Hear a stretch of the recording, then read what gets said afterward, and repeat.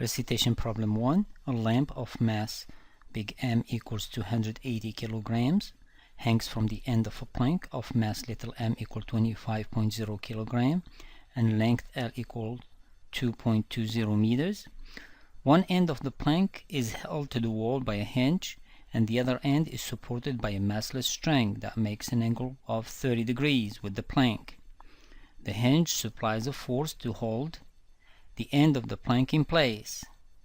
What is the tension in the string? What are the x component and y component of the force supplied by the hinge? The first thing that we need to do is the free body diagram. First, there is the tension T that acts along the string. There is also the weight of the plank and the weight of the hanging lamp, both of them acting straight down. The mg of the plank is acting at the center of mass of the plank, whereas the lamp is acting all the way at the end. Beside these three forces, the hinge has two components, x component and y component. We also going to use the system coordinate to be vertical and horizontal, the traditional one. Now that the free body diagram is complete, the sum of the forces acting on my system of interest, which is the plank, equals 0 because it is at equilibrium. Let's detail this one first. There is the tension T. There is the large mg, the small mg, and the force of the hinge, which includes x and y component. Now, time to break this one into two components. For that, let's break the tension into two components. That's the only force that needs to be broken, beside the force of the hinge. The x component is t cosine, and the y component, the opposite to the angle, is t sine.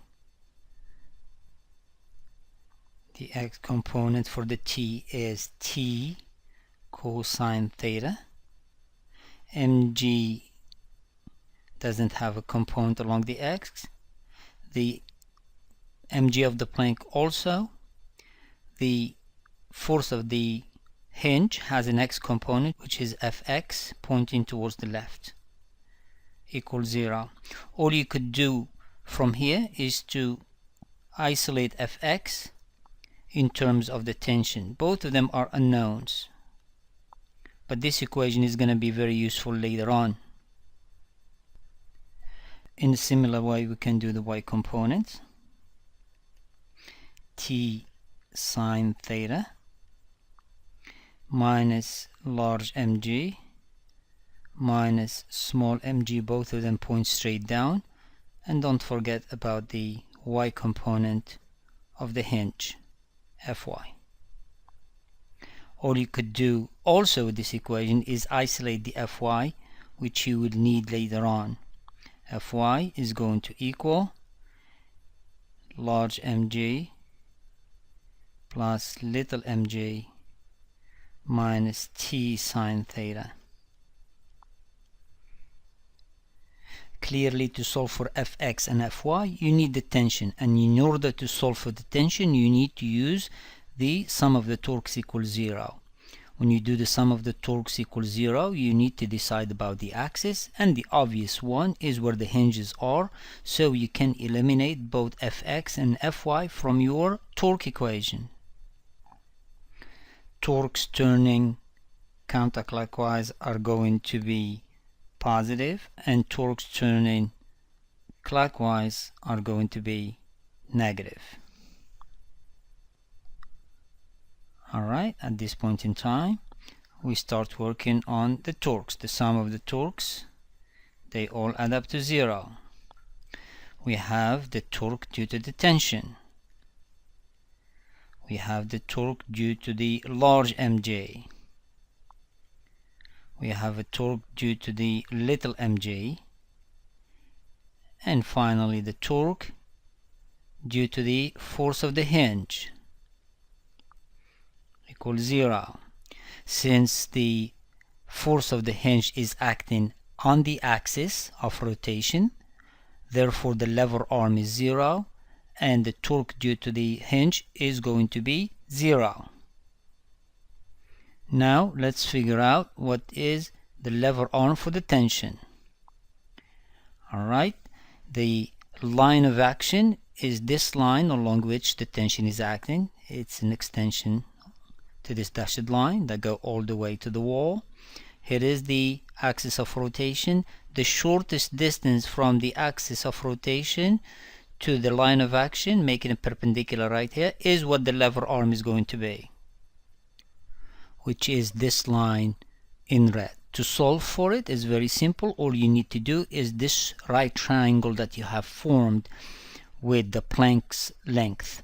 The lever arm, using the angle which is opposite to it, you do sine theta equals that lever arm divided by the length of the plank, which is L. Therefore, the lever arm for the tension is L sine theta. Notice that capital L is the length of the plank. Alright, we're going to use that one to solve for the torque due to the tension. Since the torque of the tension is turning negative, it's going to be negative T times the lever arm, which is L sine theta. Now let's look at the torques due to the two mg's. Notice that the mg of the lamp and the mg of the plank are both acting perpendicular on the plank. Therefore, the lever arms are very easy to evaluate. The line of action is that one that comes straight. Therefore, the length of the plank is the lever arm for big mg, and half the length of the plank is the lever arm for the little mg. Go back here, both of them turn in positive. Big mg times the entire length L.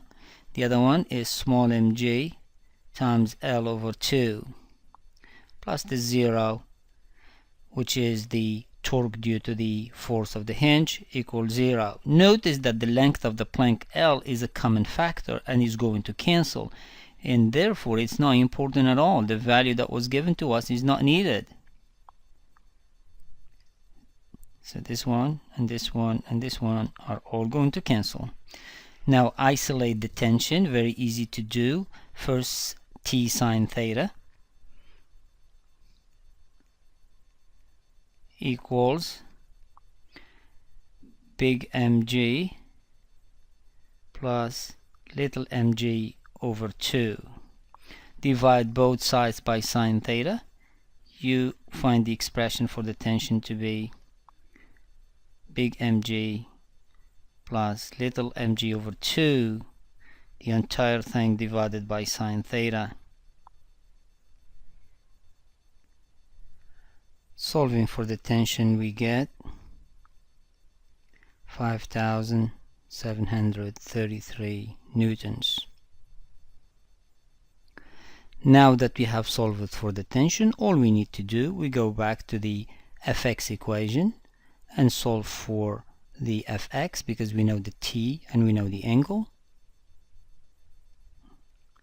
Fx equals 49.65 newtons, and Fy equals